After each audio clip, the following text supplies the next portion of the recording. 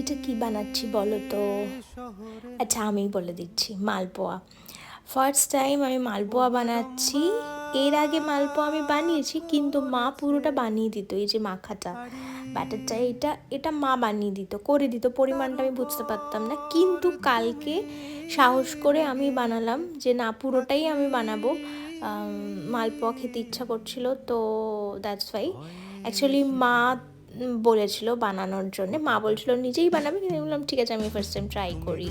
আমার বাবা, দাদা, সামিত সবাই খেতে ভীষণ ভালোবাসে। তো কি কি দিয়েছি ইনগ্রিডিয়েন্টসগুলো আমি বলে দিচ্ছি। ওটার মধ্যে সুজি 2 কাপ দিয়েছিলাম, ময়দা সেম 2 কাপই দিয়েছিলাম, দুধ দিয়েছিলাম আর মৌরি দিয়েছিলাম, নুন, চিনি, আর যেটা অ্যাড করেছিলাম সেটা হচ্ছে গুড়, যাতে একটু পুজো বাড়ির যেটা ফ্লেভারটা আসে সেটার জন্যে গুড় স্কিপও করা যায়।